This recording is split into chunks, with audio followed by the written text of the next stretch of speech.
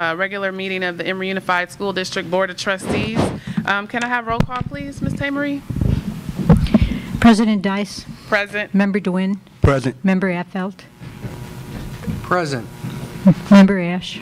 Present. And I understand Member Simon is on his way. Thank you. If now we can all please stand for the Pledge of Allegiance. To the flag of the United States of America and to the republic for which it stands, one nation, under God, indivisible, with liberty and justice for all.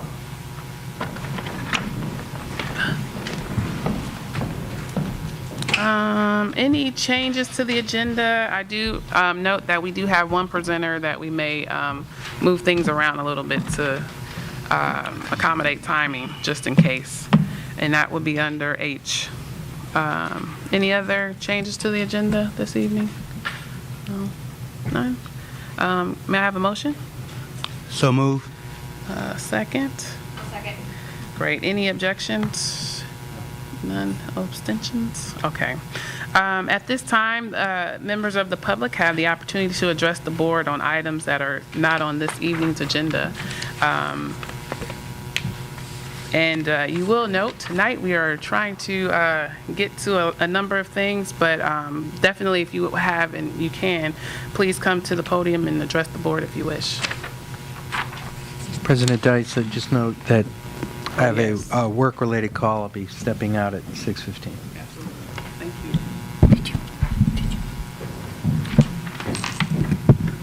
Okay, can you hear this? It looks like it's on. Okay, everyone can notice here the superintendent is not here tonight.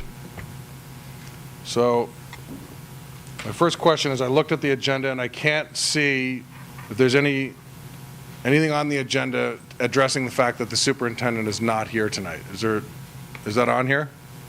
So anything related to personnel is handled in closed session. So even if it was on there, and there's a number of things on the agenda, Okay. that information would not be something we would be talking about at this time. Okay, a year and a half ago, the teachers, 93% of the teachers here at Emery approached the five of you at a school board meeting, and they read their what they called their teacher's resolution. Mr. Affel's leaving? You're leaving? As I announced, I have a work call at 6:15, and I will be leaving. Well, except this message is for you. Go ahead, John. Well, I'm sorry.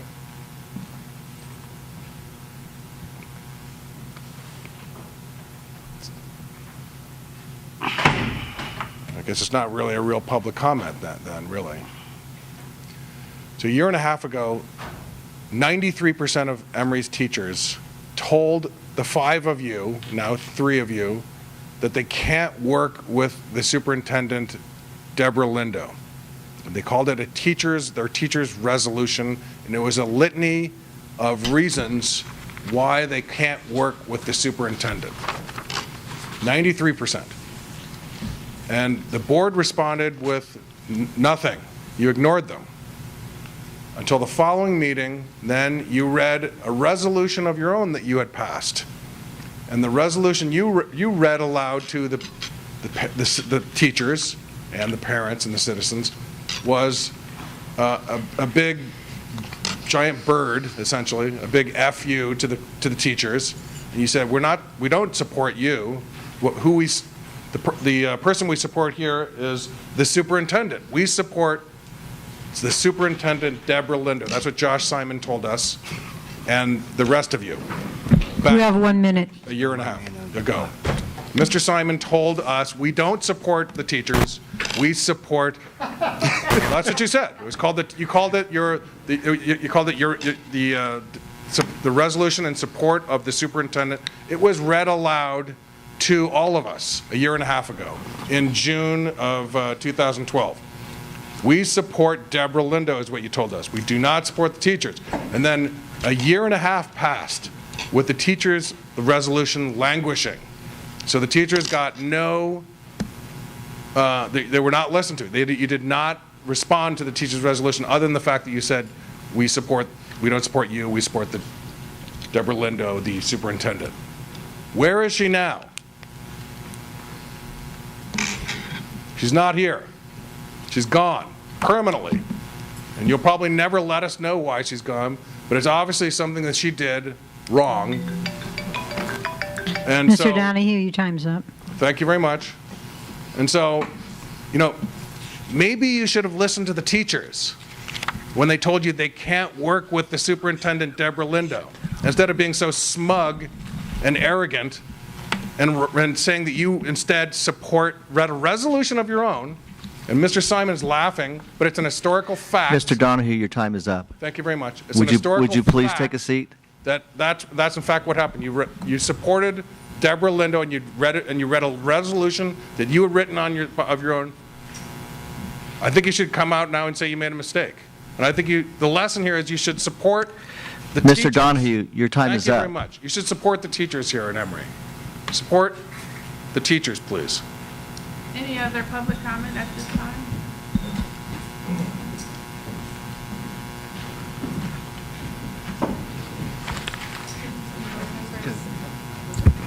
My name is Marie Henry. That's good. My name is Marie Henry, and I'm a parent at Annie Yates, and I consider myself to be an active and involved parent. And I understand you can't discuss personnel issues around the superintendent, but I do think we as parents and community members deserve some sort of an explanation or some sort of notification. There has been no public acknowledgement of this, or no public acknowledgement that we have a new interim superintendent. And I think as parents, we deserve to know what's going on in our school and what this bodes for the future of our school. Thank you. So just to be fair, there has been no decision. There has been no action by this board. So that's why I said there's nothing to share at this time. We definitely, absolutely will communicate that to every level of effort we're making to ensure that people know what we can provide at that time. But just right now, we don't have that.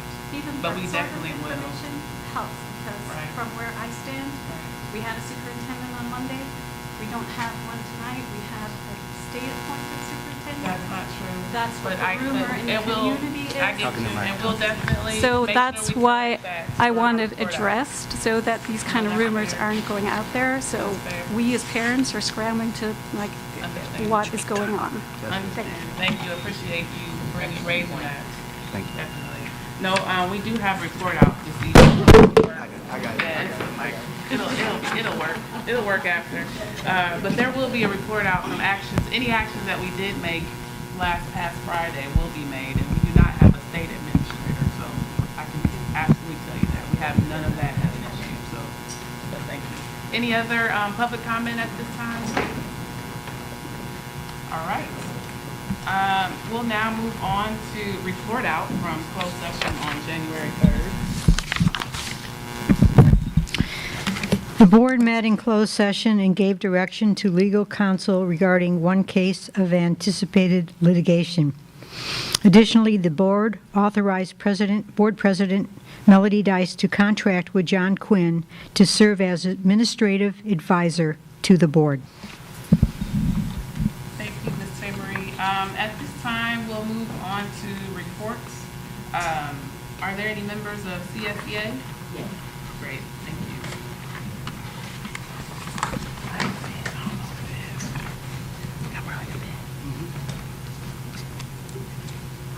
I'm Mary Magruder, and I'm representing CSEA as a chapter president.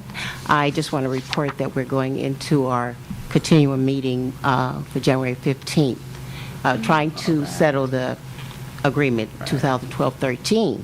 Just as the district has legal counsel, we have legal counsel regarding articles. So that's pushed us out to receive that payment. So hopefully by the end of January, February, we'll be getting our payment. So we are in good faith negotiating. That's great. Thank you. Thank you. Thank you for that report. Do we have a leadership from ETA?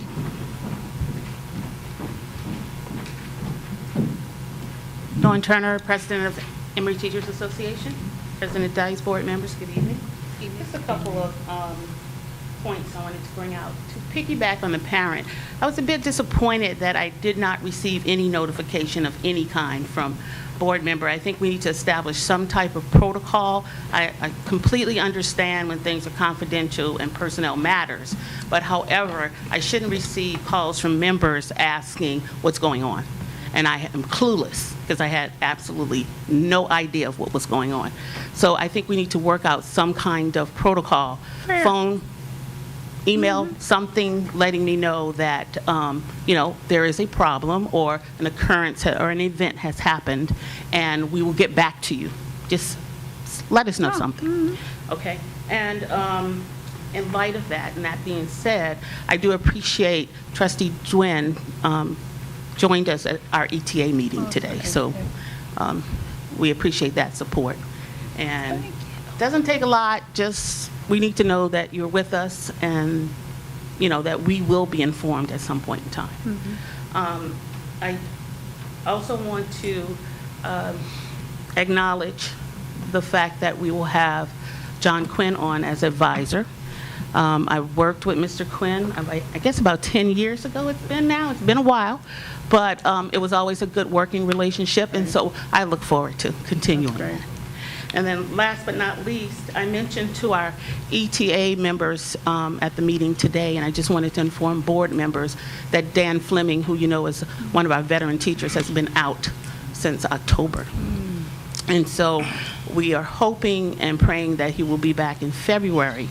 But, ETA is trying to support him as much as we possibly can. Just with the recent changes to our contract, we are now able to donate hours to him so that he's actually out of sick time. But because of those negotiations, we have established a sick bank for him. So if there is anything board members would like to do, card, whatever, he appreciates whatever support he can get, contact me. I'll be happy to forward his email and his phone number to you. Okay? Thank you. Thank you. Thank you. Thank you. All right. Are any members of the Emery Secondary School PTO?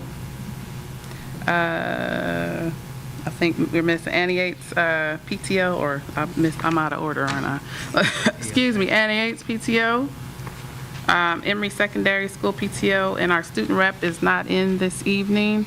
And then superintendent's report or administrator's report, have anything this evening? None. And unfortunately, been a little busy. I don't have a report this evening, so we're actually going to move now on to the consent calendar. Are there any items board members wish to pull this evening?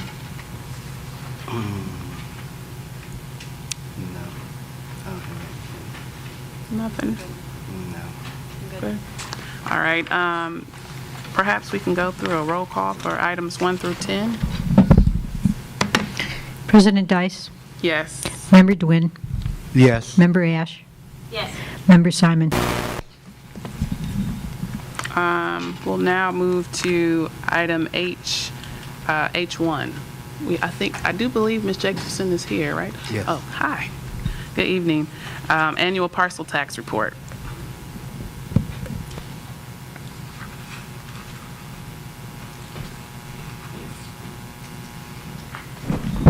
Ryan, can you please help with the mic? I'm Joyce Jacobson. Can you hear me? Mm-hmm. Yeah, okay. Are you okay? Okay. Okay. I'm making the report for the Parcel Tax Committee, which Oversight Committee, which meets twice a year to make sure that parcel tax money that is collected from the city of Emeryville residents is and intended to benefit the students in the Emeryville school system is appropriately spent. I would like to report that we had an excellent meeting in the middle of November, and Mr. Bonet presented a very, very good report to us. It was very, very clear report as well as complete. I think over the years the reports have been complete, but that was one of the best presentations of the report that I've heard. And what he was reporting on was how funds had been spent during the 2012-2013 year. In other words, for the year that ended June 30th. We found that there were no significant problems of any kind. In fact, no problems of any kind. So that was good.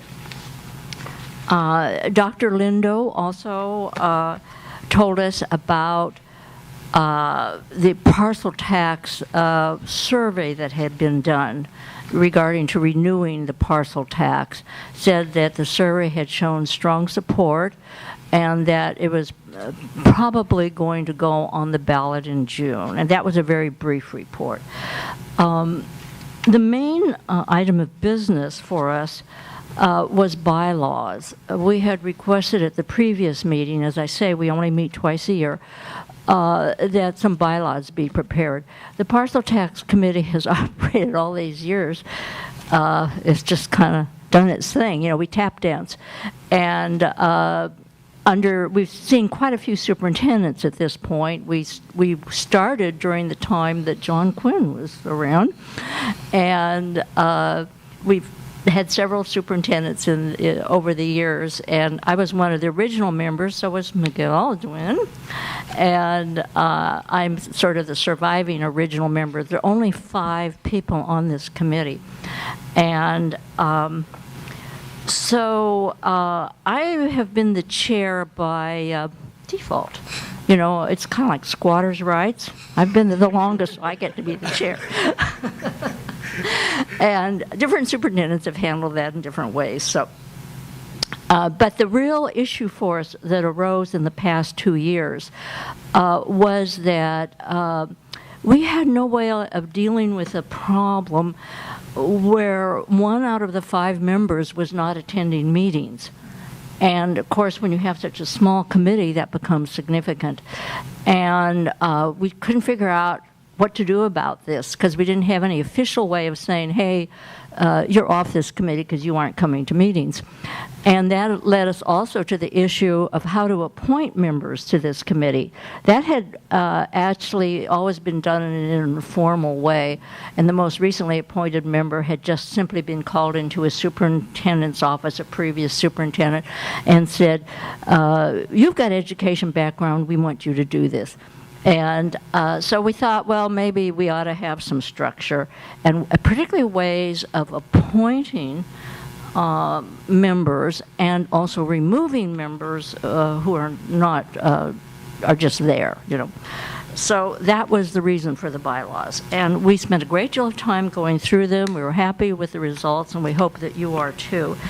And one of the things we really patted ourselves on the back for was in Section 9, we made it possible to hold meetings using technology. And in fact, at this most recent meeting, one of our members who was on the East Coast participated by telephone. And so that's probably the most updated item about the bylaws. So we're asking for your approval of the bylaws.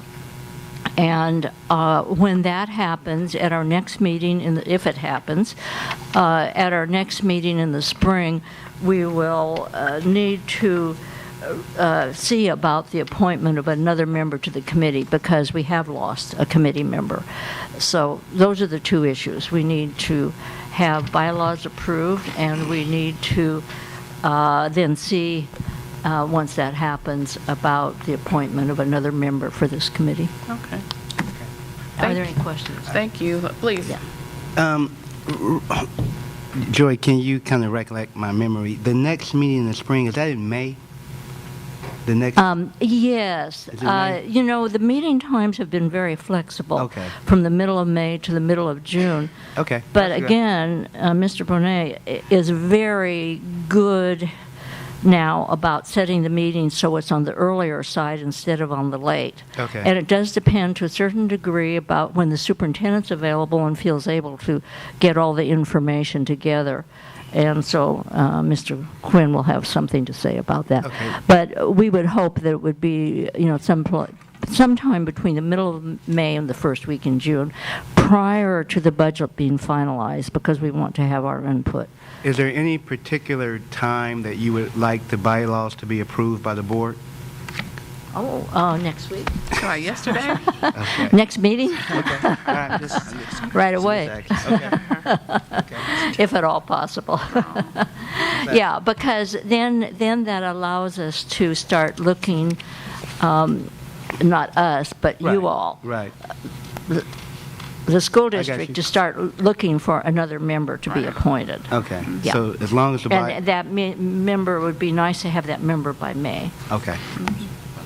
Thank you. That's helpful. Yeah. Just before you go. Oh, no, go. That was you. Oh, that was you. Well, first of all, thank you. I want to also acknowledge your service, because you've served on this committee since the beginning. Yeah. And you've really been stalwart and... Mike. Oh,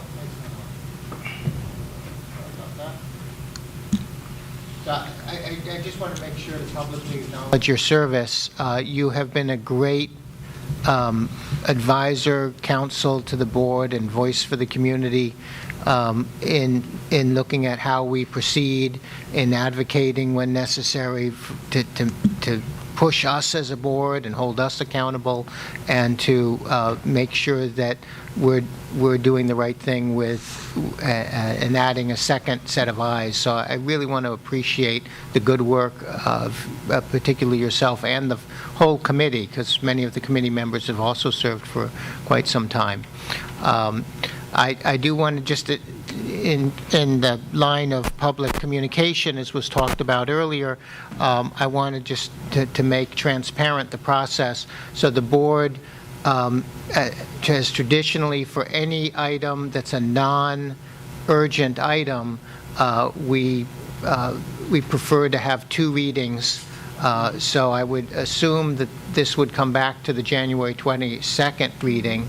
I did have one comment that in terms of the Brown Act and being able to do the electronic meetings, I wanted to suggest that there be a requirement that there has to be a place where people who might not have access to technology can come to attend the meeting. So there has to be a sort of an advertised place for the meeting, and I think we need to make that clear in the bylaws. Are you saying that the place of the meeting has to be able to be accessed technologically, with technology? Right, so it can't just be Out in a field. online meeting. There has to be a place that somebody can come to where they can attend. My experience with online meetings is that ideally that there's at least 3 out of 5 or 4 out of 7, that there's at least a majority who are in the room. Okay, so you may want to add those considerations into that section. Yeah, so I think it's good to have that ability to accommodate, but my own personal experience is that it's hard to get a good meeting dynamic if you've got more than 2 people out of 5 or 3 out of 7. So I don't know if that would be an acceptable change, but I think we can talk about that when it comes back. Yeah. And I'll be interested. I believe it's the next item, so there may be other public comments about the bylaw structure, but I very much appreciate the hard work of putting this together, and I'm looking forward to making whatever tweaks we need to make and improving it at the next meeting. I would like to say that, of course, this is an informal, doesn't appear in writing, but that Lisa Emery is very well organized, and she always finds a meeting date where enough of us can attend in person. But I understand what you're saying, and I would agree that that's the most effective meeting. But we have this one member who has to travel a great deal. And so this accommodates that, as well as, technology changes so fast, goodness knows, where we're going to be at 5 years from now. So, and that brought to mind, I appreciate your comments. I appreciate that very much.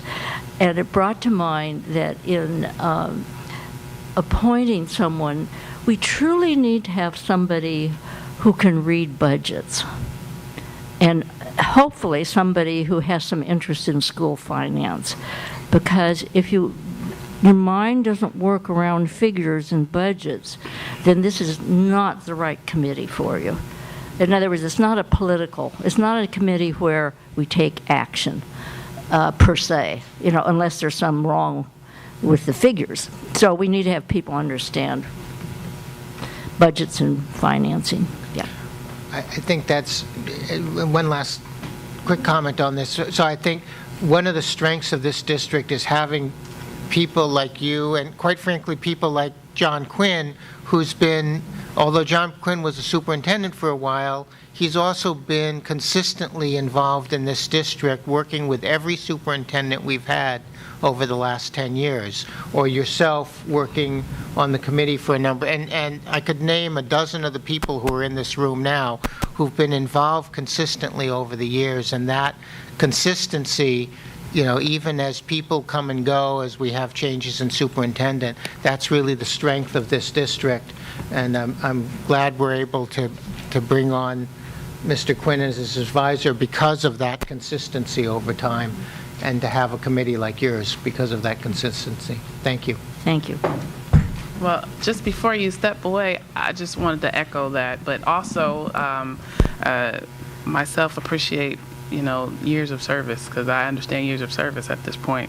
But wanted to open up if there was questions from the public, because we will be talking about the bylaws in the next item. So, okay. But if there's any members of the public that wish to address this particular topic, feel free to come up at this time.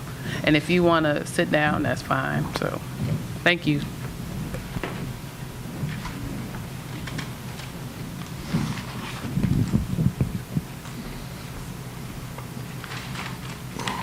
Parcel tax. Measure A, I understand. So, educators tell us that the best way to increase academic performance among students in public school setting is to have small class sizes and quality teachers. And so the way to get that here in Emery is by a parcel tax. That's how we need to hire more teachers so we can have smaller classes, so the educators that tell us that's how we increase academic performance, we can address that by smaller class sizes. So we need to hire more teachers, and we need to hire high quality teachers. That costs money. Quality costs money. So we need to pay teachers more than we're paying them. Right now at Emery, we're paying our teachers less than the average for the region. Teachers here at Emery make less than the average. So if you want low academic performance, you have large classes and you don't pay the teachers very well. And that's well understood. So that's why we have a parcel tax. But unfortunately, the five of you, Mr. Affeld's missing, has sort of made it more difficult for Emeryville residents to pass a parcel tax. And you've made it more difficult. Now, Mr. Quinn finds this comical. It's not funny, really. It really isn't. It's actually really sad. But you sound like you're campaigning up there. I'm not campaigning. Five of you have made it more difficult to pass a parcel tax in the future, moving forward, because you have put us in debt all the way to the hill. You have indebted this district, the taxpayers of Emeryville, all the way up to as much as you possibly can with this CCL, Center for Community Life. Thereby, I mean, the Emeryville voters' generosity or feeling of goodwill toward the school, it's not infinite. It's finite. And so you have taken a huge chunk of the voters' goodwill towards the schools and put it towards this new building, which is no educators will tell you is what you should seek when you're trying to increase academic performance. Instead, it's low class sizes and high quality teachers. So you've used up a huge chunk of the voters' goodwill towards the schools chasing this new building. And now you're going to be asking the taxpayers once again to pass a parcel tax. Well, you've just made it much more difficult for that to happen. I think you've made it, there's a decent chance the voters are going to say no to that because of a lot of ineptitude on your part going over the years, especially with the new superintendent fiasco that we're finding out about now, but especially because you have indebted us to the hilt, to the maximum legally possible, actually extra legal, really, with the capital appreciation bond you wrote for the Center for Community Life. So you've used up a finite amount of the voters' goodwill towards the schools, and so what's your plan for that? So it's just throw everything in a new building and then hope the voters will continue giving us money. Is that the plan? I mean, just hope against hope that that's what's going to happen. And what you should have been doing at the beginning is listening to what actual educators say is the best way to increase academic performance instead of Turner Construction, what they want, or whatever, all these consultants that you've hired over the years, what they want. Why not listen to what actual educators say? And instead, it's I think you've made a egregious error, and the parcel tax re-up may not happen. And if it doesn't, I think you got the 5 of you to look in the mirror. That's the reason why the Emeryville voters may not pass Measure A, the parcel tax. So you've made egregious error. And Mr. Simon's shaking his head, and I guess he's assuming that the voters' goodwill towards the schools is infinite. But I'm telling you, it's not infinite. It's finite. They eventually will say, well, I'm not giving any more. I'm not going to vote yes for anything else for the schools. There's a finite amount. What is that amount? We don't know. I don't know. You don't know. But there is a finite amount. It's not infinite. Thank you. I still say you sound like you're campaigning. So any other public comments to this particular item? Again, thank you, Ms. Jacobson, for all of your direct support to the district. I think it's remarkable for someone to stay so committed and to hold it down, as it were, to ensure that the dollars are being spent as was said and was promised. So really appreciate your support in that. We're now going to move on to item H2, which would be adoption of Measure A, fiscal oversight. Madam President? Sure. This is where we asked the board if they could have H3 in place of H2. I'm so glad that you caught me. So I have it written down. I didn't look. Sorry about that. I was distracted. So we'll now move on to item H3, the audit report, and come back to item H2.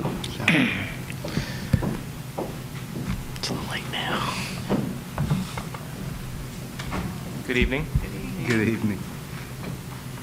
As you may or may not know, I'm Charles Ribley. I'm an audit manager with Crowe Horwath, and we conducted the audit for the June 30, 2013 year. I'm going to go over some of our required communications that we're required to make to you as the Board of Education, and also go over a few high points of the audit report itself. And then if you have any questions on the audit, I can address those at that time. I appreciate you moving up the agenda item very much. You should have a letter that goes along with the audit report. Starts with professional standards require that. I'm going to go through some of those key points of that letter and then onto the audit report. So one of the main things is that our responsibility to the district. So the auditor's responsibility is to form and express opinion about whether the financial statements are presented fairly in all material respects in accordance with GAAP, or in accordance with accounting standards accepted in the United States of America. Excuse me.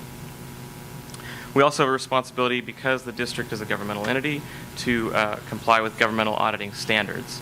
So those are our main responsibilities. We've also included in the letter some of the new accounting standards that have been either adopted by the district or will be adopted by the district in the near future.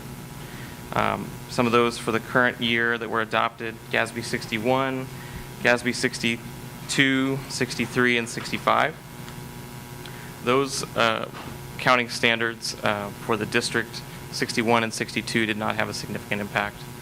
63 did have a change to the beginning net position of the district, and it just changed the way that costs of issuance of debt were accounted for. It means that in previous years, when you issued debt, you incurred costs for that debt, and that would be capitalized and amortized over the life of the debt. The new accounting standard said we're just going to expense it right away rather than mess with the amortizing it over the life. So there was an adjustment to that net position to account for that. In the future years, GASB 66, 67, and 68 will be implemented. Those have not been adopted yet and were not required to be adopted, and so there's no impact for the current year. Some of the other items that are discussed in the letter are significant estimates in the financial statements of the district. For Emery, that's revenue limit. The useful lives of fixed assets, that's an estimate. Any loss contingencies that might be incurred by the district but are not known exactly what that amount is. If they were to accrue an amount or record an amount that might be paid out and you don't know exactly what it is, you accrued an estimate. The last item that's key to the district is post-retirement benefit obligations, which is a significant liability for most all districts in the state. Other items discussed, other communication items, we would communicate with you any difficulties encountered in conducting the audit or any disagreements with management. In the current year, we did not have any difficulties or disagreements with management. Anything else included with the financial statements, we make sure that that's materially correct in relation to the financial statements themselves. In this case, you've got the management's discussion and analysis at the front of the audit report. So we make sure that that's materially consistent with the audit itself. We also include representations from management. So that's a letter from management to us saying we've provided everything to the best of our ability and everything's correct to the best of our knowledge. And that's attached to the back of this letter. If there were any other issues that you need to be aware of from the audit process, we would communicate that at this time. However, we did not have any issues.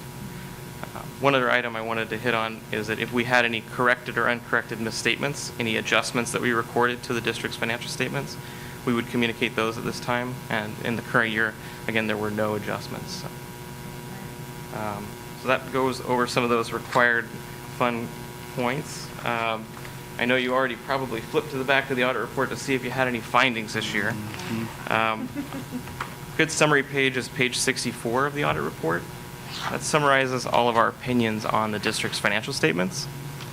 We had on the financial statements and on your federal awards and on your state compliance, unmodified opinions, meaning we had no findings that need to be communicated in the current year. So that's great news. So those are the key points of the audit that I thought you might be wanting to be aware of. I can discuss any questions or address any specific items if you want. Quick question. On page 64, we have a $10,000 item for child nutrition school program. Oh, that's just the number identifying Okay. identifying the child nutrition program. Okay. Were there anything unusual or reported about that particular fund? No, so that was what that means is that in the current year, we identified that based on our risk assessment, we identified that as a major program for the district. And so because it is a major program, we were required to audit it. Okay. And in our testing, we identified no exceptions. Okay, great. So are you trying to say we have a clean audit? That's the other way to put it, yes. That's the only way to put it. That's the best way to put it. Well, hey, I want to give all kudos to staff. You guys did an excellent job. I haven't seen an audit like this in years. This is the best audit we've Right, had exactly. in 12 years. Yeah, good saying. job. And this is the strongest. Yeah, you see, she know exactly Thank you. Big thank you to Mark Benet. It's, we have never had an audit with this few comments, with a financial situation that's this healthy. And I'm delighted that we were able to share some of that with the teachers in the last contract negotiations as as our CSEA representative reported. I'm looking forward to our working through the attorney's issues so we can get there. And this is really great, the great work of staff over many years of building systems, starting back when John Quinn began building the systems, and Mark, you've taken it home, so thank you. Well, really, the credit goes to staff, because most of your audit exceptions are with student body. We worked with the school staffs, and they attended trainings. They worked hard, and it's really their fault that this audit is that good. So it's your fault. Great job. So good. Well done. Well done, everybody. That's right. We had 11 years of student body findings, so to see no findings, that's huge. It's bronze. So, and I think it speaks to the financial accountability to WEC. President Dice, it's my understanding that this is the first reading of the audit, so that we can't adopt it until our second reading on the 22nd. It's an Is that right? acceptance, though, right? It may need to be. It's an acceptance. It really isn't approval. It doesn't get any better, right? Right. I mean, I'd love to accept it now. I think our tradition. It's an acceptance typically on, based on ed code at this time. Yeah, I think there's, Most districts. it can't get any better. Right, okay. I don't want it to go out too far. But since we just received it tonight, I would ask that we have it at least as a consent item next time, just in case anybody who hasn't had a chance to look at it. And I'm available if you have any questions later on. So there's no deadline with the county with this? Actually, passed this meets the deadline with the county. It's been reviewed by the school board, and Okay, I'm fine. So if there's a formal action needed, it needs 2 hearings. That's our. The education code just says that you need to review and discuss it before the end of January after the fiscal we're year. there. Which we've done. We're there. I'm fine. Okay. We'll Okay. post this on the website, right? Yes. There we go. Absolutely. Yeah, Thank you so much. Before you go, I have to open it up. Is there any members of the public that wish to address this particular topic? No? That's it. Thank you very much. Thank you for being here this evening. Thank you, Jack. Thank you, Charles. Have a good one. I have to make sure I remember that. So we'll now move back to H2, adoption of Measure A, Fiscal Oversight Committee bylaws, which is tonight a first reading. And I had some, and Member Simon, would you mind, well, I don't know if you want to introduce it in any particular way. You want to do that? Okay. I'd like to address the board with regard to an issue Mr. Simon raised. On Section 9 of the bylaws, it does state that all members participating in meetings can hear one another. Public participation is afforded, and the meeting meets all applicable requirements of the Brown Act.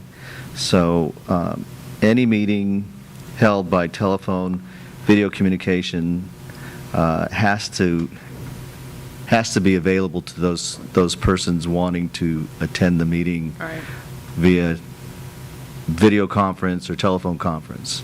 So that is addressed in the bylaws. It's the very last sentence in Section 9. Yeah, I read that, and I'm still, again, I'm speaking from, right now I work for an organization where board meetings have ended up all being by telephone, and the quality of the conversation and the discussion is just not as high, and particularly for a committee that only meets twice a year. I do think it's really important to have the ability for one or two people to be able to participate by phone. But I think once it gets to be all 5 people plus the audience all on, a lot of communication is nonverbal. And I think the quality of the discussion is just not as high if it's all voice only. Well, I don't believe it's the intent of the committee to have an all-voice committee meeting, and that's why it takes some time and work by Ms. Emery to get most of the members together for a meeting. So if that's not our intent, then let's not write that in the bylaws. Well, it's not the intent. However, we do have a member who travels a bit, So- and he may at that time have to Just to sit in the call middle for in. a second, I think all Josh wants is to require a quorum in person, and those who cannot attend the meeting in person in the flesh be allowed to call or video chat in. But to require a quorum of people in the flesh, in the room. Am I correct in that Exactly right. translation? Exactly. Okay. Right. As always, you understand me perfectly. No, I think that's a great point. No, I was going to say the same thing. So I think if we can somehow insert that in. I think we could incorporate that into the bylaws, yes. That's great. Any other comments? I actually had a question about composition. It was the first, where was it? Members under Section 4. 5 members, residents and property owners. And just when, through the adoption of this process, do we need to audit, or how do we track whether any circumstances change, I guess, was my question on that one. If someone, is no longer a resident or property owner in the city. So I just threw that out. I don't know if it needs to have some language here, but I'm certain that we need to find some way that there's some compliance or some way to monitor that, or at least allow people out of a group because they moved. So, but it happens. But I just wanted to raise that. I thought about that and it relates to composition of the group.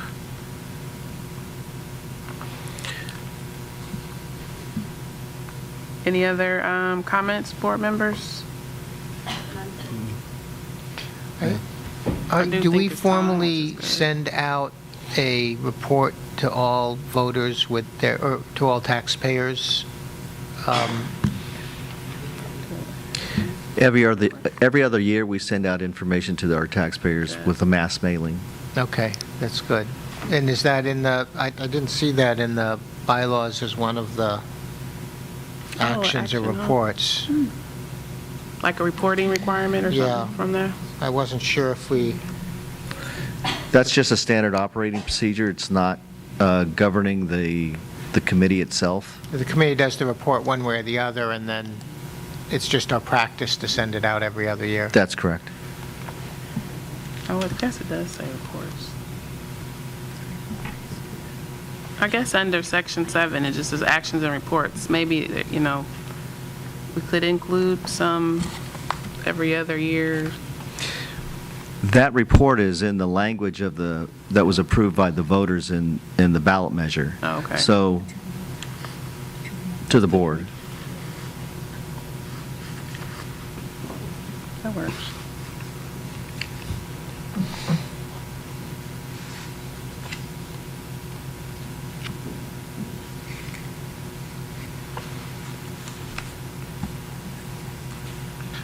You might want to add under vacancy that the vacancy also occurs if they either no longer live in Emeryville or no longer either live or own property in Emeryville. And I think that's how you handle President Dyche's comment. Right. Right. Put that under vacancy. Okay. Any other comments from board members before we go out to members of the public? Can I just make one general comment? I just wanted to comment because a speaker previously got up, and I'm sorry he's left the room, but a previous speaker got up and said a number of things that are just bizarrely untrue. But just to correct the record on a few things, the idea of renewing the parcel tax, my understanding it's to renew it, and not necessarily, there's no talk of increasing it, so there's no change that's being asked for. And I just want to make the point to the public that this tax pays for our librarians, it pays for our school nurses, it pays for school psychologists, it pays to have lower class sizes, it pays for a large portion of our staff, and without this, we would not have many positions. We would not have many of the things that make our school great. And so I want to take this moment to really thank the voters for the support of our teachers, and for I'm delighted that the surveys indicate that the community wants to continue supporting this overwhelmingly. And I think it's really going to be important for us to tell the story of the great work that's happening in the schools.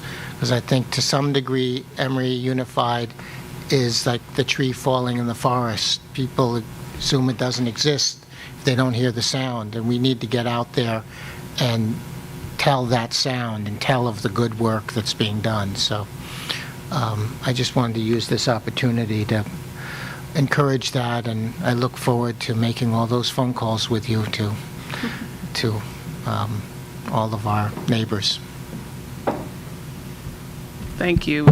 Josh, you have a comment? Just to echo, I think we've learned that communication has not been our strong suit. We are absolutely moving toward a different situation. So just want to echo that and make sure that we're not getting our information in the wrong places or facts in the wrong places. So I definitely want to, at this time, ask if there's any members of the public that wish to address this particular item. Any comments related to the bylaws for Measure A Fiscal Oversight Committee, which tonight is a first reading. Anything? Seeing none? Ms. Jacobson, I'm certain there will be some finalized bylaws at the next board meeting. I think just with the changes that have been offered from the board, and if there's anything that comes in between, certainly we'd like to make sure we have that time to consider any additional comments. So we'll now move on to item H4, which is the ECCL update, various ongoing project activity status report.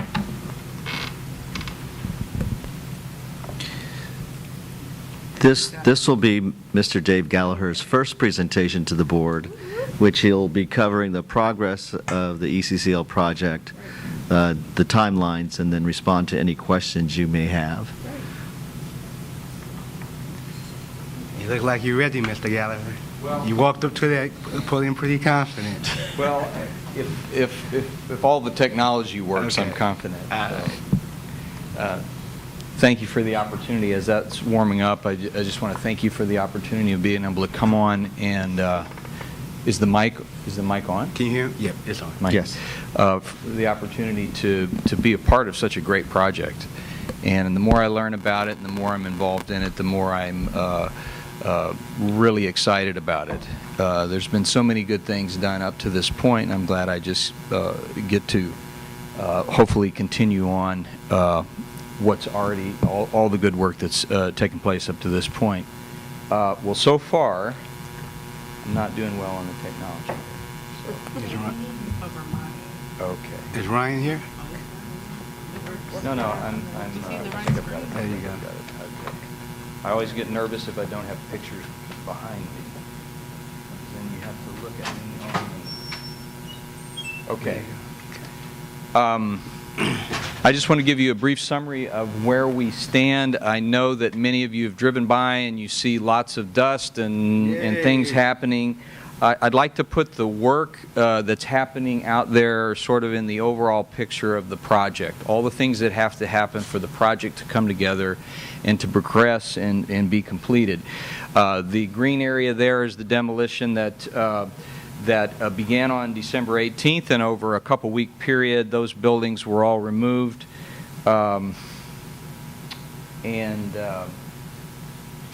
And then the yellow area has progressed and is progressing every day and will be essentially complete by the end of next week. So both of those areas encompass all of the existing buildings that will no longer be there and no longer be incorporated in the new project. The slabs are still there, and the slabs can't be removed until we have a definitive method approved by the state as to how to handle the soils that will be disturbed during the construction process. And then the one remaining set of buildings that will remain with the project will be completely remodeled, and that's the gym and the pool area shown there at the upper left-hand corner.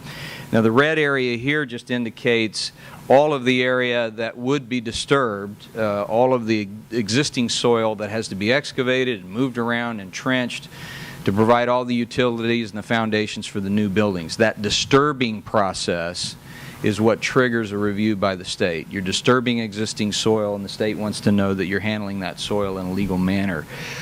It is a process that takes a number of months. The district has started that process, and it is going very well. And I want to discuss that as sort of the first line item of an overall schedule here. The top line there, I don't know how well you can see it on the screen, but it's in your packet.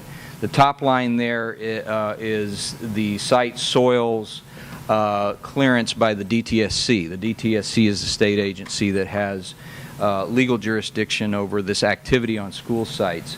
In December, you had a public hearing here for the first phase of that went very well. And that was the PEA process, the preliminary endangerment assessment went well. Now we're into January, and the buzzword is not PEA anymore, it's RAW. I apologize for all these acronyms, but it's a Remedial Action Work Plan. And basically that's what do we need to do to the soils to handle them safely during construction so that we end up with what we need for the new facility going forward. That process is also going very well. The district is contracted with a local consultant that's expert in that, and they're in daily contact with the DTSC, and they're getting very close to the approval process for the work plan. The work plan needs to be approved in January so that that can be put out to the public in another 30-day public review period. Now, this is all a process that's dictated by the state, and it's being followed. It does take time. So if all goes well, we'll be through that raw public hearing process sometime in February, by late February. And then I've allowed 3 months there, March, April, and May, for the actual handling of the soils. If soils need to be removed, if soils need to be mitigated in some fashion, they'll happen during those 3 months. There's not 3 months of work, but the first month or two, the March and April, may still be needed in order to confirm that final plan and have that approved by the DTSC, depending on what happens during the public review process.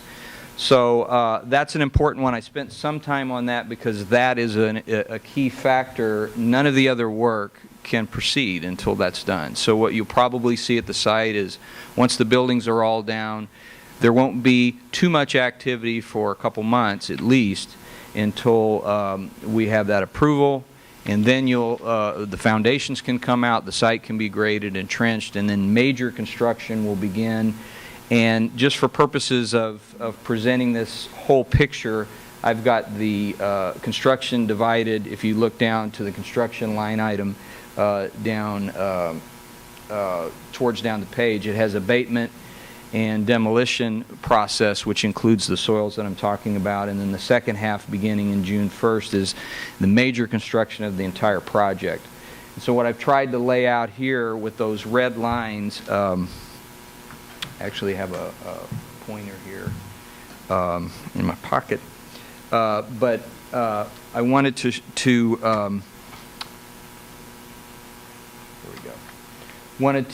just point out that the soils process perhaps will run out to June 1st, and construction not being able to really begin in earnest until after that. And that gives time for some of the other items to fall into place. The district can't conclude their contract with the builder Turner until they have full approved drawings from the state DSA, Division of State Architect, essentially the equivalent of the state issuing a building permit. And we don't expect those final approvals to be in late March or maybe into April. So that, even if that were to slip, it's ahead of the soils process. The guaranteed maximum price that would have to be locked in with Turner all depends on the completed drawings. We don't want to be trying to negotiate a price with them with unknowns. That could lead to too many assumptions, too many cushioning, and a raising of the price. The fewer unknowns we have, the better price we can lock in. So that'll occur right in that same time frame. And it would be the board's decision and the city's decision at what point to finalize the joint occupancy agreement to the parties. The district may choose to wait until all these questions are answered and finalize the agreement as other things are finalized. They may choose to do that somewhat prior to. That's a decision to be made by the board, but I just have it shown in there as a key factor, a key thing that needs to be completed before the major construction begins. And then the board has asked that we go out and do a request for proposal process and contract with a CM firm, which we're actually calling an owner's representative firm. And I can explain that if you have a question about the difference. But essentially it would be the district would be represented and their interests would be represented the way that Roy did, the way that I'm doing in the interim, and then the way this owner's rep firm would then be able to do all the way through the end of construction and perhaps even beyond that to help with startup, commissioning, and maintenance and that type of thing. So the board has asked that we go out into the market and find the companies that can perform those services and get proposals from them. We're in we have prepared that. Mark Bonet and the attorneys and I have worked hard and are ready to put that request for proposal out. And the schedule I've shown here would have that being advertised this month, responses back in February, the ability to identify a selected firm perhaps in March for approval by the board sometime in April. And again, that has to line up before the major construction begins in earnest. So you have a number of related things. Furniture and equipment is another one I won't discuss in detail now. And then at the bottom here, that just shows all the collection of public meetings that have already been established with the City Schools Committee, this board, the Citizens Oversight Committee. And while I'm here, I plan to, at every one of those meetings, provide at least a brief update so that the community is aware of where we are with the project and how it's progressing. And there was a request for a video, and it's supposed to start, and it didn't. But I have a backup plan here, so you can see it. I can start it that way, I think. Okay. So this is just a sort of a really short set of clips that just show everything that happened really over a 14-day period. This is day one, December 18th. I have a longer version of this slideshow that I plan to show tomorrow night at the city schools meeting if they're interested in seeing more, but this is a couple minutes here that'll just roll through. And I think the thing that I'm very impressed just in watching the video, and I shot all this myself, so I was on the site when this happened, is how quickly everything is moving. I mean, you really have contracted with one of the best construction companies around. They know how to get their subcontractors on board and move things along. This is day 9 already, and you can see almost everything is gone. And they were even out there on New Year's Day, and Turner took that picture. And this is yesterday, and then at the end of the video I have some shots from today, day 14. So you can just imagine taking down that entire facility in 14 working days. is pretty amazing when you think about it. And really no incidents, no complaints from neighbors that we've heard of, and no traffic problems. So I think we're off to a good start, at least with the demolition. So with that, do you have any questions about the project? I just have, I don't live far from this site. Thank you for all the other information, but I just got really emotional from that clip. I went to school there for a number of years, and that was the first time I'd seen it I haven't had time to deal with that. And so that really hit me. I used to be a bowling alley in there. I mean, the art room. Gone. It's all gone. Gone. And I'm stunned. I'm just really having a moment. But thank you for that. Really helps. I think that made it really real.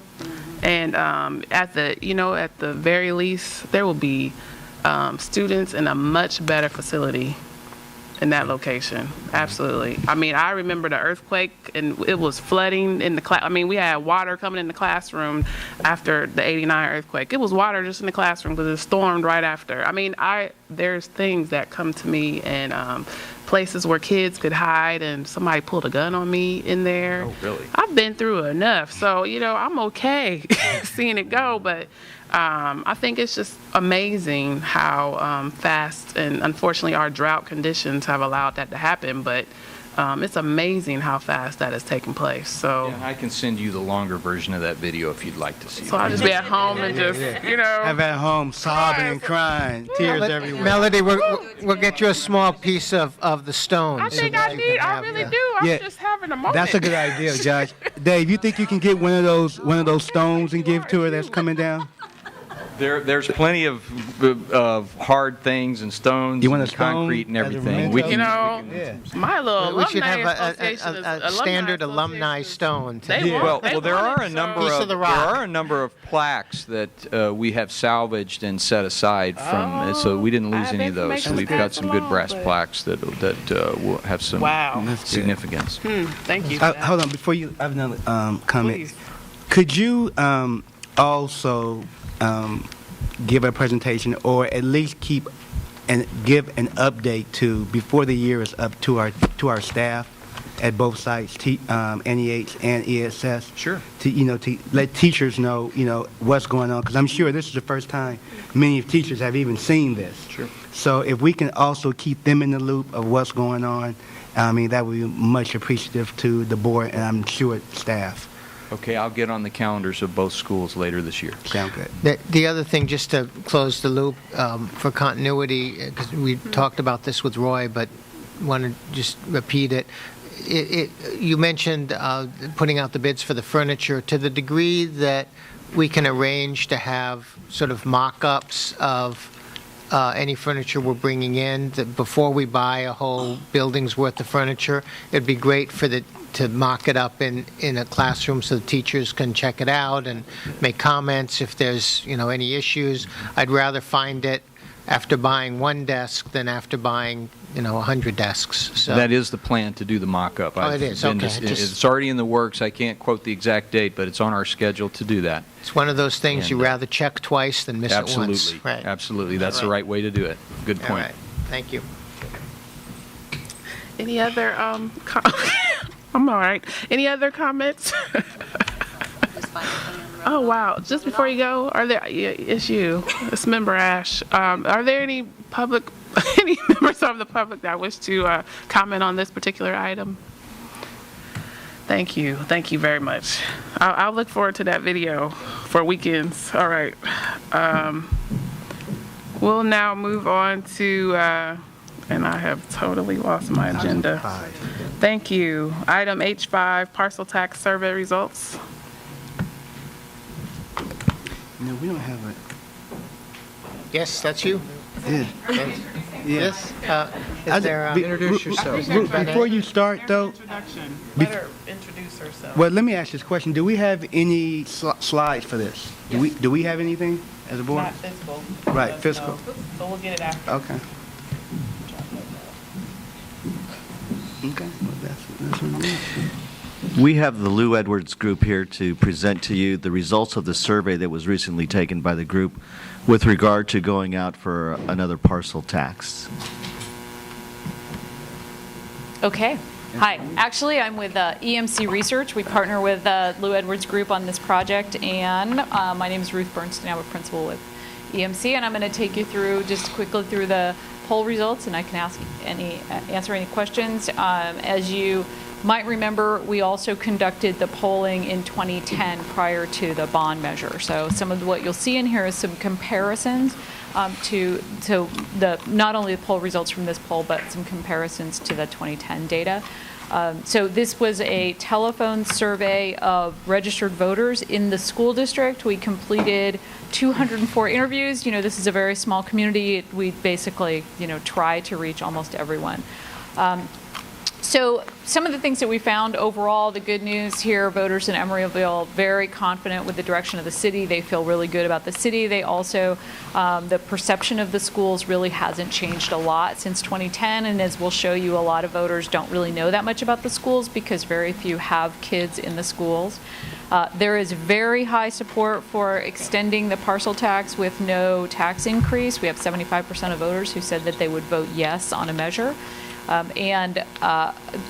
Quality schools, core academics, qualified teachers, libraries, classroom materials are all very important. This community is extremely supportive of quality schools, and they're willing to renew a parcel tax to pay for that. We have a lot of people who say that they get information from local news sources. So just going through the data here, the first, do you think things in Emeryville are going in the right direction or off on the wrong track? This is a very general question about optimism or pessimism about the area. 77% say things in Emeryville are going in the right direction, and 68% when we did this poll 2 years ago was a very positive number, and it's even better now. And that really usually tracks with the economy, and that's incredibly positive even compared to many other communities around here that things are going well. But when we ask this question, I can tell you when we ask this question in your neighbor in Oakland, how are things going in Oakland, we don't see these kind of numbers. So you should feel really proud of the positive feeling. Then when we ask specifically about the schools, as you may know, the school district is the public school, Emery is the public school district in your area, rate the overall job the Emery Unified School District is doing. And the blue there is the excellent and good, and you can see if you combine excellent and good together is 31% on positive, 25% on the negative, but 45% don't know. 38% said they didn't know in 2010. That's really the big issue here. Among those who are aware, it's generally positive, but a lot of folks just don't have kids in the schools. They're not really very aware of the school district. So it's just really essentially low awareness of the schools. And then when we ask specifically rate the quality of education at Anna Yates, the job the Citizens Oversight Committee, even though we all saw they're doing such a great job, only 30%. We have 46% of voters who say, I don't know whether or not they're doing a good job. It's positive 30%, but 46% don't know. Management of money, the quality of education at the Emery Secondary School. The thing to notice here, the quality of education at Anna Yates is the most positive, but still even there, 50% say they don't know. And we do a lot of polling for school districts, and the don't know here is very high compared to other communities where we usually see, when we ask about schools, we usually have, maybe 15% who don't know, or 20%. Here it's very high. But when we ask about a potential ballot measure to support a parcel tax, and we read a question that's basically very similar to what might appear on the ballot, without increasing taxes to improve Emeryville school student achievement by continuing local funding for programs such as reading, math, and science instruction, keeping classes small, preserving library programs, recruiting and retaining qualified and experienced teachers and staff, maintaining classroom technology, providing counselors. Should we renew the existing parcel tax at the existing rate? 75% say yes. So even if they don't know very much about the schools, they're saying, yeah, that sounds good. We want that. Another 7% lean toward voting yes, and only 13% said they would vote no or lean toward voting no. So it's really a very strong endorsement, even though they don't know very much about the schools. A little bit on the demographic subgroups. As I said, we don't have a lot of interviews, so we can't do a lot of demographic analysis, but we see consistent support among all groups. Those that are current EUSD parents, so only 9% of the voters in our poll, and that's about are actually have kids in the schools, and that's been consistent, so we know that's pretty close to accurate. Among that group, 79% said they would vote yes, but among those who don't have kids in the schools, 75% would vote yes. So it's not like what we see sometimes in communities where the parents are very supportive and the non-parents aren't. Here we have support from everybody. And a couple of then a little more in-depth kind of attitudinal questions. Do you agree or disagree? We need to reduce the impact of education budget cuts on our local schools. 59% strongly agree, 22% somewhat agree. So we can see where some of this attitude comes from is, well, the state's been cutting our budget, so we need to support them here locally. I trust the Emery Unified School District to properly manage tax dollars. We have 62% that at least somewhat agree, so 19% strongly agree, 43% somewhat agree. So even if they don't know much about the schools, they trust you, and that's great. And funds from the current parcel tax are being spent wisely and responsibly. 43% agree, 42% don't know, but very few disagree. So that's great. And then we ask about we say, here's some projects and programs that could be funded by this parcel tax. How important are these to you? And this was on a 1 to 7 scale. And you can see here we actually are only showing the top, the important, because everything is important to people.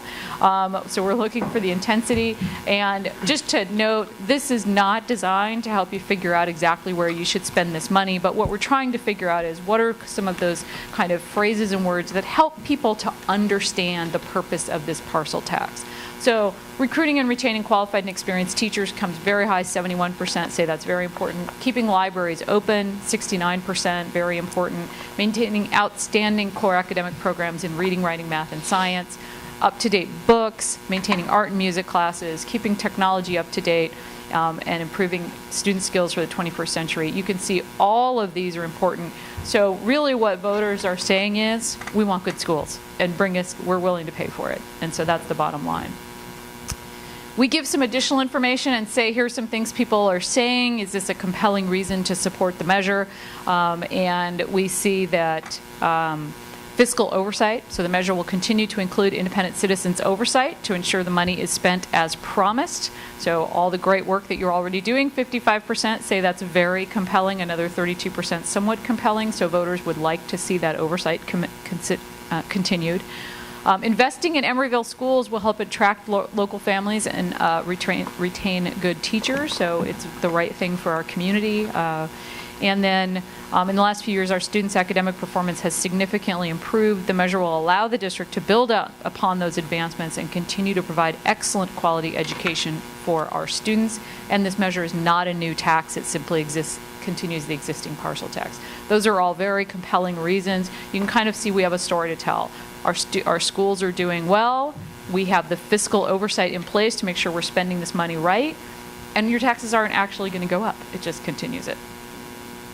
So after we give this information, we now we ask again, and even though 75% was incredibly high, we actually now at the end of the poll have 82% saying they would vote yes. This doesn't mean that when you go on the ballot you're going to get 82%. It doesn't mean exactly that you're going to get 75%. We think this was done at one point in time. We want to make sure that we communicate with the voters, but we see here very clearly what people in this community want, which is we don't need a lot of detail because we don't have kids in school. We don't know that much detail about the schools, but we believe in quality education. It's important to us as a value, and we're willing to pay for it. So our recommendation is that you move forward with a measure that doesn't increase the tax but renews it, and we recommend you move forward in June, probably. Thank you. Thank you for that presentation. It's very helpful information and gives a lot of.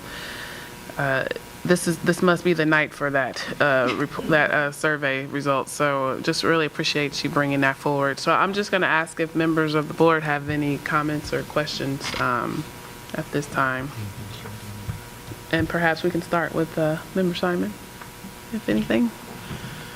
It's really remarkable how stark the difference is between what the voters say in the survey and some of the comments that were made earlier. I mean, it's clear that there's a lot of support, but it's also really clear, as I said earlier, that we need to find a way to tell our stories in the community, that there are amazing, amazing things happening at Emery Unified, but right now people only hear from one or two bloggers who don't necessarily talk about the good things that are happening in our classrooms. And I think the board is unified and determined to work with you in partnership to find ways to communicate the amazing things that each of you do, that each of the teachers does, it's just critical. So I'm looking forward to this year's theater performance from Miss Miles, and the music performance and the art show, and then finding ways to get to connect with the people who support us, because I think the more people know about what's happening in the classroom, the more we can count on this support to continue. I mean, it's great news. I would love to, hear a brainstorm session amongst the board maybe of how we reach that 40 to 50% of people who are like, I don't know.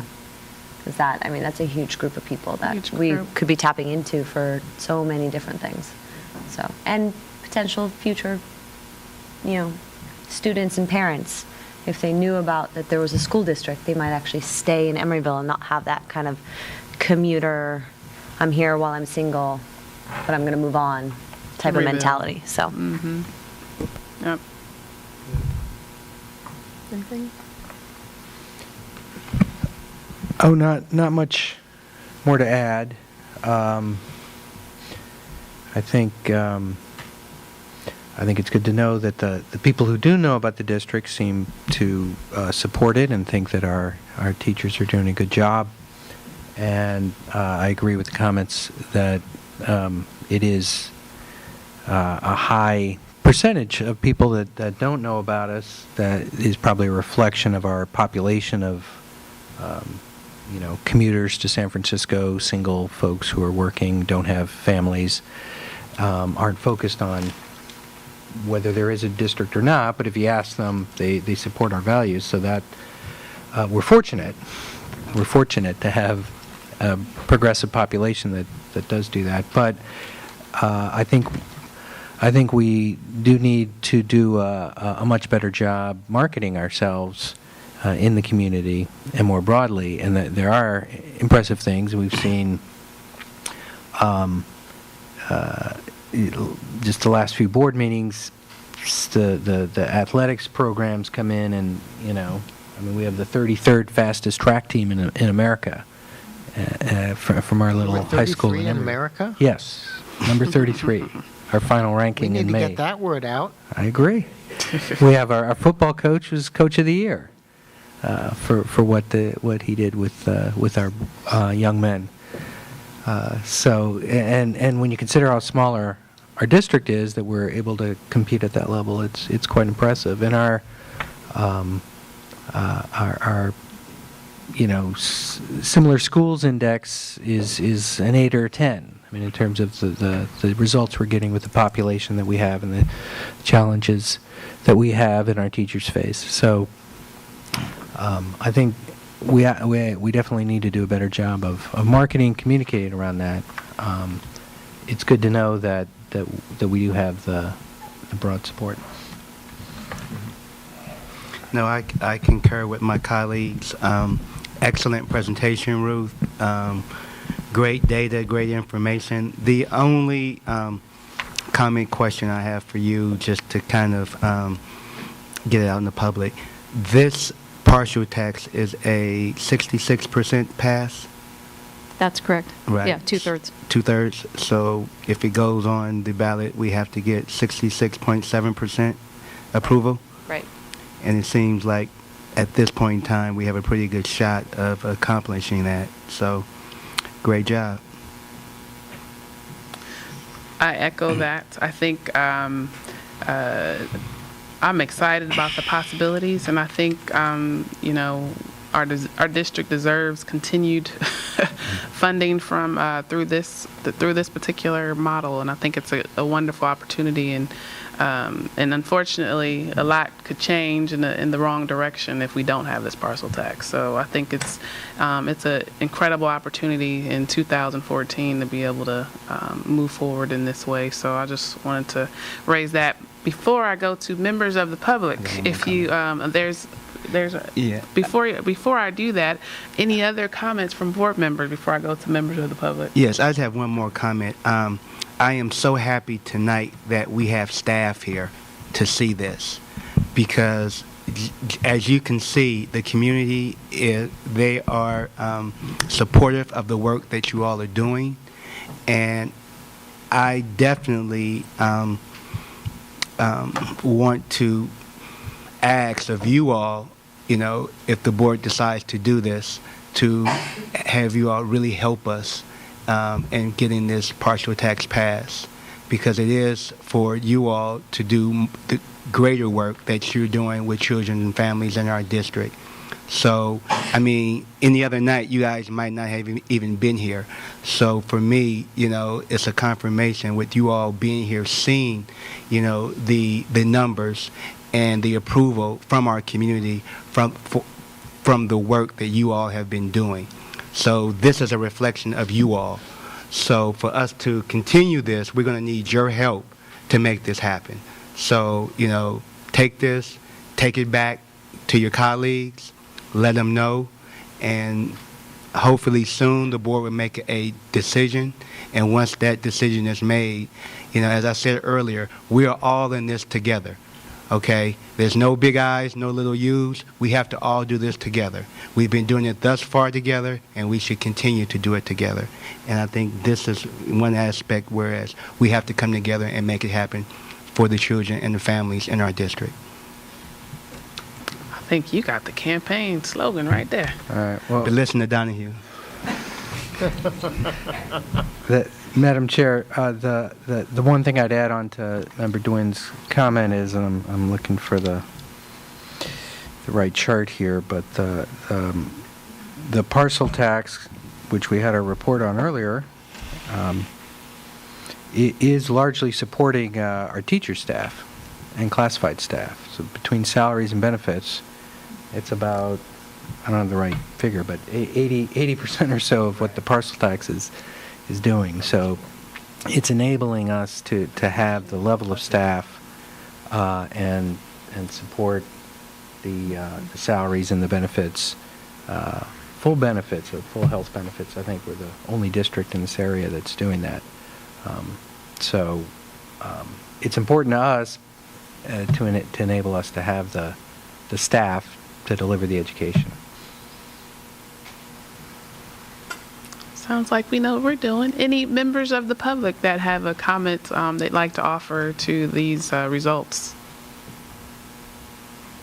Well, I think we're good. Thank you. Thank you so much. Appreciate you being here this evening. Timely parcel tax night, apparently. So thank you so much.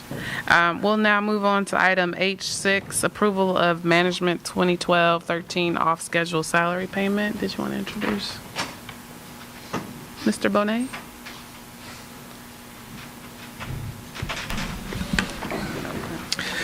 The district has reached agreement with ETA on 5% off schedule payment, which has already been paid out to teachers. The district has also reached a settlement agreement with CSEA that was ratified in January, or earlier later last month. I stand corrected. She's like, no, it's not. We have a signed tentative agreement with CSEA that after negotiations, that information went to CSEA legal as required by CSEA. There's been a slight problem with some language, and we are going to be going back to the table with regard to that language. We are in total agreement with the 5% increase for CSEA, and there is no problem with that. With that, we are bringing the management piece to the board for approval, which reflects the tentative agreement with CSEA and the ratified agreement with ETA, and that's what's being presented tonight. Okay. Any comments from board members? I think the only question is there any reason why we need to wait until we see the outcome of the other agreement? My tendency would be to approve both of them together. Well, we already have a tentative agreement with regard to the dollars. There was a technical glitch with regard to some minor language issues, and which will be resolved this month. Okay, well, I assume this is a first reading because we always have 2 readings of these things. So between now and the next reading, I would hope that we could get both and at least have the first reading of the other one and be able to approve the first reading and the second reading at once. We only had 1 reading with regard to the ETA. We brought that in December with the AB 1200 information. And we hope it's only 1 reading with CSCA so they can get their money as soon as possible. Yeah.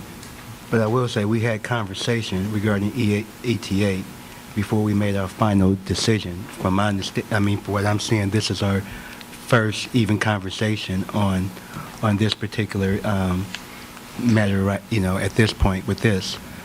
And I stepped out, but I'm going to assume that Member Simon wanted to wait until CSCA. Well, I asked the question, is there any reason why we're not waiting, just in case the same technical glitch applies? I don't know if it does or not, but it just seems prudent. And then I also asked the question about second readings. Right. Generally we try to have second readings unless it's an urgency item. I think just because it was the holidays, we did expedite the teachers' agreement, although we would normally wait 2 readings. But it is our tradition to, actually, and in the case of the teachers' agreement, we had talked about it quite a bit. So. Right, that's what I was saying. But typically, I'll just say this and I'll stop. But typically, management has always been the last one to get approved. It's always been ETA, CSEA, then management. Right. Okay. I just wanted to make one point of clarification, nothing to do with this particular article requiring 2 readings. What we brought back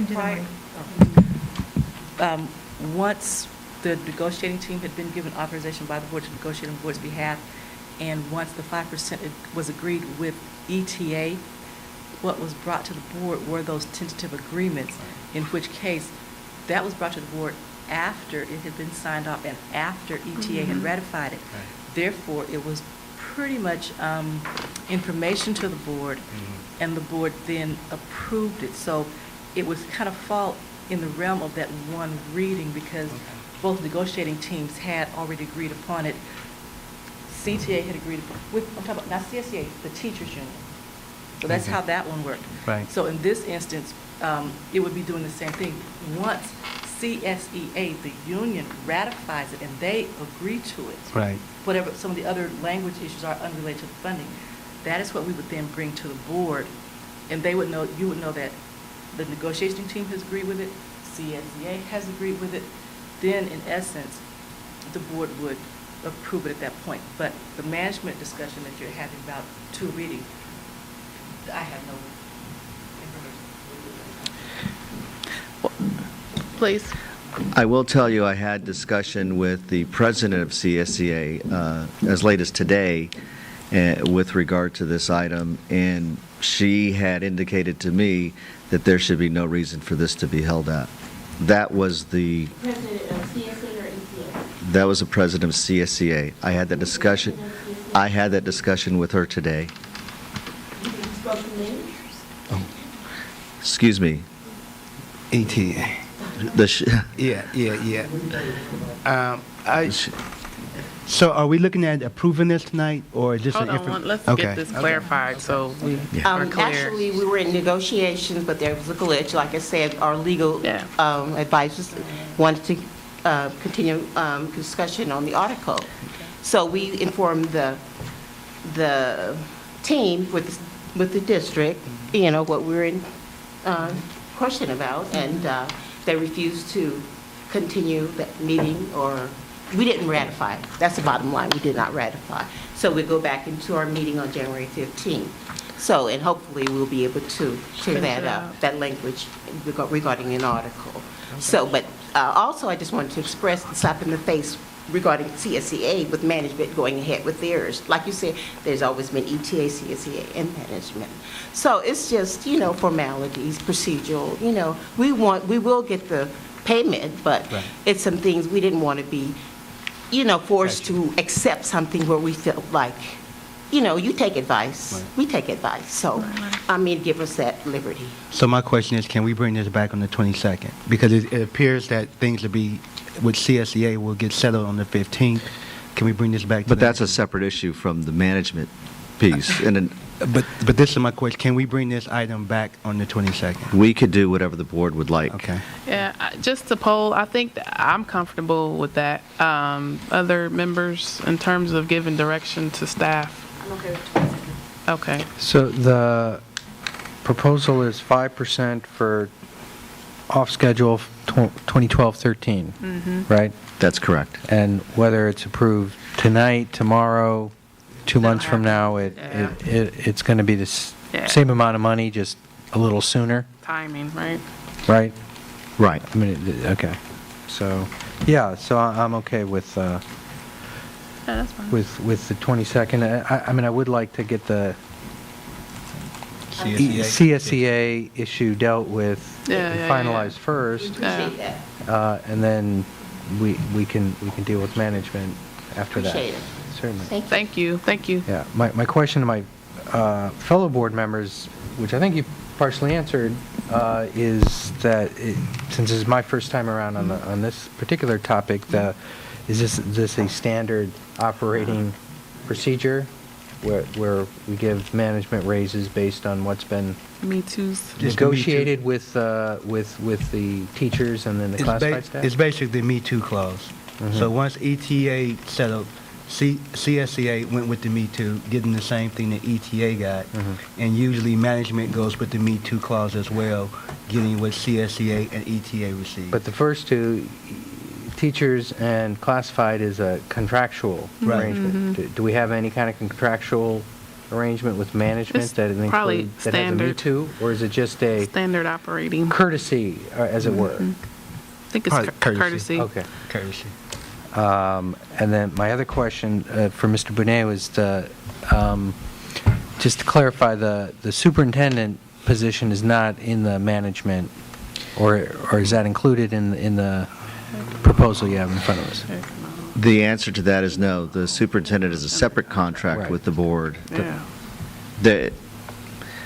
I'm not sure what the history has been with regard to prior increases for the superintendent's salary. Yeah, that think so. I would assume that would Contract. be done by contract Yeah. separately and independent, and this is, That's correct. superintendent's not included. So thank you for clarifying that. Okay. Madam Okay. Chair, if I could just make one general comment. I just want to say our delay in this in no way is a reflection on anything else, but Oh, yeah. the desire to maintain traditions and practices. I think one of the strengths of this district is that we do have a lot of sort of ways of doing things that give the staff stability even when in times of change, and I think it's important to sort of honor some of these traditions and ways of doing things.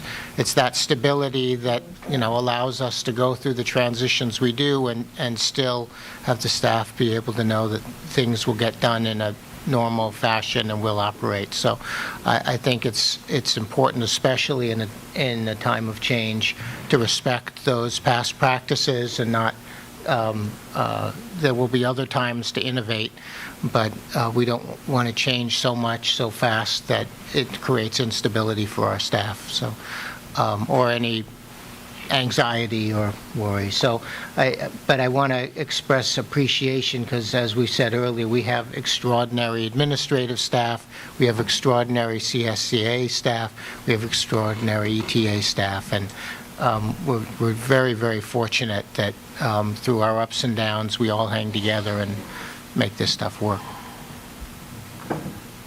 So eloquently stated. I'm not going to add to that. Any comments from members of the public on this particular item? Seeing none. So we'll bring this back at the conclusion of the January 15th meeting, so that would be the January 22nd. We hope to have a successful conclusion for everybody on that one.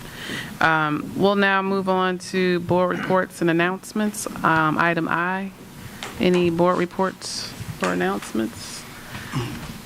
I would just say that the facilities report was actually given by Mr. Gallagher. So everything he presented on is what we discussed this morning in our facilities committee meeting. Okay, great. Anything? So now we'll go to calendar review. There's going to be one change to the calendar with regard to meetings of the Board of Trustees.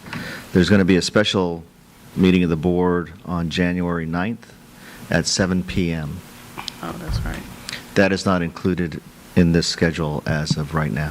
Which is the Which is the tomorrow. meeting with the search firm, determining timeline for selection process for new superintendents as already planned and scheduled. Okay. So I have a question. So is that a city schools meeting? So it follows a very short, brief city schools meeting tomorrow. It's right after. Don't leave your seat. Or maybe you'll leave your seat, but just move to another room. So another question. I'm sorry. Is this meeting just with the board, or is it in conjunction with the city? No, it's a board meeting. Okay. It's a special board meeting. It's a special board meeting, but if the council members Yeah, want to they're stay happy, they can go. and hear They can do it. about what we're doing with They're open. with it, or if it's more convenient for members of the public, or hope would that the people could It's an open save meeting. time. It's an open meeting. Yeah. That's it. Yeah. Any other changes to that calendar? There may be a change to the curriculum committee meeting on the 22nd of January, so be on the lookout for members of that. Anything else? So at this time, the board is going to go into closed session, and we'll actually report out, we'll adjourn out of closed session. It may take some time. But for those, so we'll basically go off camera, Brandon, thank you. But for members of staff, I think if you could just stay here, it would be great. So that's it. Meeting adjourned. So we'll just close out and report out the next meeting.